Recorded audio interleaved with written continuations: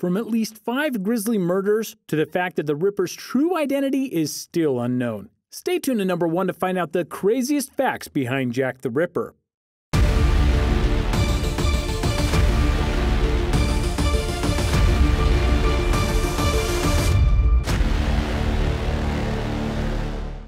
Number 10. His killing zone.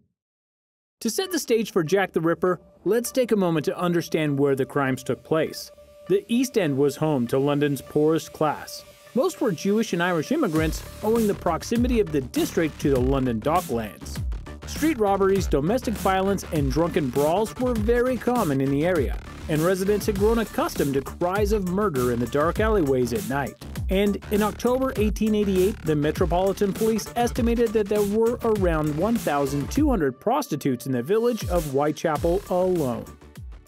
Number 9. The actual number of Ripper victims.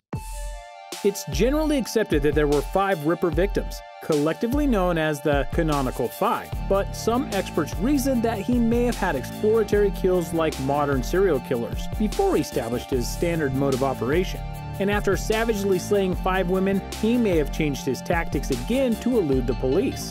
At the time, the press, the public, and even some junior police officers believed his victims were actually 9 women murdered between 1888 and 1891.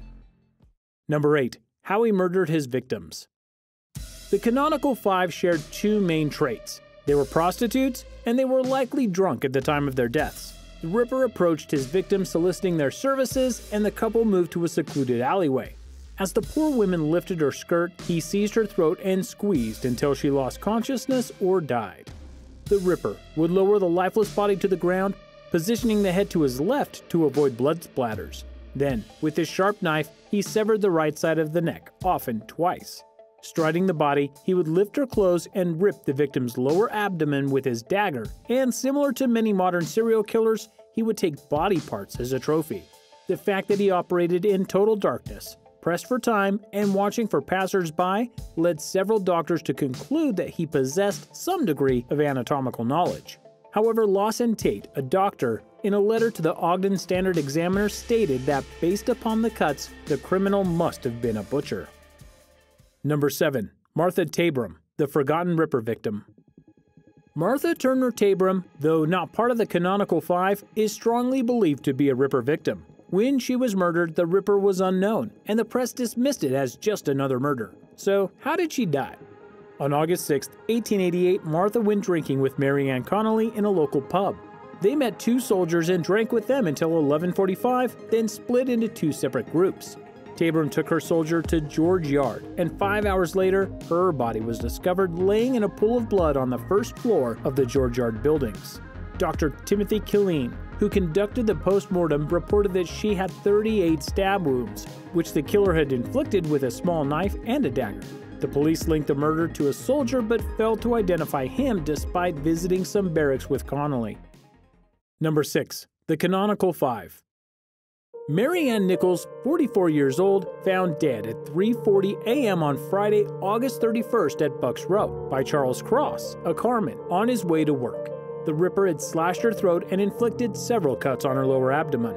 Annie Chapman, 47 years old, was discovered dead by John Davis, also a carman, in the backyard of his residence just before 6 a.m. on Saturday, September 8th. Her body was severely mutilated with her abdomen laid open and intestines severed from their attachments. She was missing her uterus and a portion of her bladder, which the Ripper removed with his knife. The double event was on Sunday, September 30th. The Ripper murdered 45-year-old Elizabeth Stride and 46-year-old Catherine Eddowes. Stride's body was discovered by Lewis, a jewelry salesman, at 1 a.m. after his pony refused to enter a pitch-dark alleyway at Duffield Yard. It's believed that his arrival had frightened the Ripper because he had only slit her throat and not mutilated her body. 45 minutes later, Edward Watkins discovered Eddowes' mutilated body in Mitre Square about a mile from Duffield Yard, and the body was found more like his previous victims. At 25 years old, Mary Jane Kelly was the youngest victim. On November 9th, she met a man around 2 a.m. and took him back to her lodging house. 2 hours later, Elizabeth Prater, her immediate first-floor neighbor, was awoken by a purring cat and heard a faint cry, but ignored it. At 10:45 a.m., however, the owner of Miller's Court sent Thomas Bauer to collect Kelly's overdue rent. After knocking at her door, he peeped through the curtain and saw her bloody body on the bed. Number 5. The first arrest. On September 5th, 3 days before the murder of Annie Chapman, the Star newspaper ran a story implicating a man named Leather Apron for the Whitechapel murders. The article claimed that several women had been saying that a man named Leather Apron did it. John Pizer, a boot finisher, was popularly known by the name Leather Apron, and after Annie's murder, other publications carried this theory, which prompted the police to search for him. Sergeant Thick, who had known Pizer for 18 years, arrested him for the murder of Annie on September 10th at his home on Mulberry Street. Pizer was lying low in fear that angry mobs would tear him to pieces if he ventured outside. However, the police cleared him of any wrongdoing after his brother and relatives confirmed his alibi. But his arrest fueled anti-Semitism and hatred for immigrants. Number 4. No reward was officially offered. The Home Office is the ministerial department of Her Majesty's government which is responsible for law and order. They were accustomed to offering rewards in large amounts in grave cases such as murder. However, in the case of Jack the Ripper, the Home Secretary refused to avail a reward and rejected petitions by many well-to-do people. In a letter to the Daily News, the Secretary explained that it was a police policy not to offer rewards since 1884, following a conspiracy that attempted to implicate an innocent person years earlier. The newspapers and members of the public, however, believed that the refusal to offer the reward was the reason Jack was never caught. Still, several people personally offered rewards. For instance, after the double event, the Financial News contributed £300, the London Mayor £500, and Sir Alfred Kirby £100, all as rewards for the capture of Jack the Ripper. Number 3. The Dear Boss Letter. Before the double event, the Ripper was merely known as the Whitechapel Murderer, but on September 27, 1888, the Central News Agency received a letter addressed to the Boss, which earned him his famous trade name, as he signed it, "Yours truly, Jack the Ripper."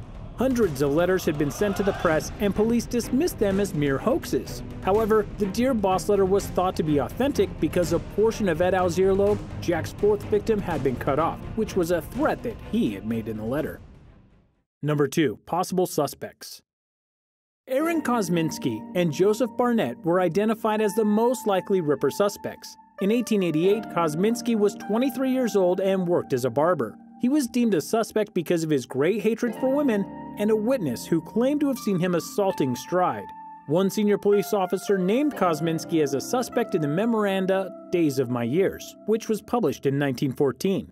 Much later in the 1970s, Joseph Barnett became a suspect.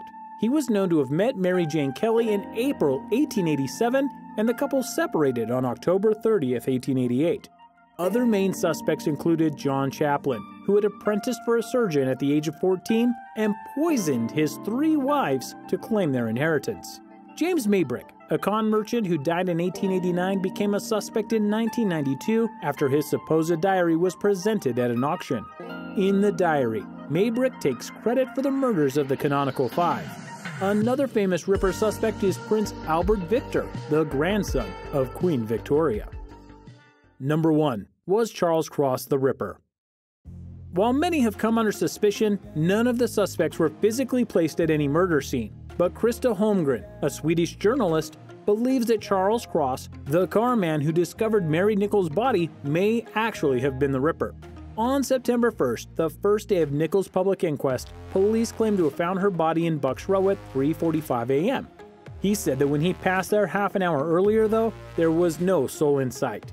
On the following Sunday, an explosive interview came out where Mr. Robert Paul, another carman, admitted to finding her body on Friday morning before the police. And when he did, another man was standing next to the body. And the man was, you guessed it, Mr. Cross. This seemed to be new information. And on Monday, the second day of the inquest, Cross, Paul, and Police Constable Misen appeared to give their testimonies. Cross claimed to have left his home at 3:30, and as soon as he found the body, he heard approaching footsteps. Paul said that he entered Bucks Row at 3:45, and as he walked past, Cross touched his shoulder and said, "Come look over here, there's a woman lying on the pavement." Paul touched her face, and it was still warm. He didn't notice that her throat had been cut, the night being so dark, so Paul suggested that they should help her up, not knowing she was dead. But Cross said he would not touch her. Since they were both running late, they agreed to find a policeman. They soon ran into Police Constable Misen, who said at the inquest that Cross told him that a policeman wanted him in Bucks Row, where a woman was lying. But walking tests conducted by Krista shows that Cross would have reached Bucks Row at 3:37 a.m. Cross's job entailed delivering meat to butchers, a task which required heavy lifting. He was 39 years old at the time, and all the murders except the double event had been committed near his route to work. The Ripper was shown to be an opportunist killer who took a lot of risks and worked very quickly, all of which thoroughly pointed to Cross being the killer. Who do you think was really Jack the Ripper? Let us know in the comments below, and take care.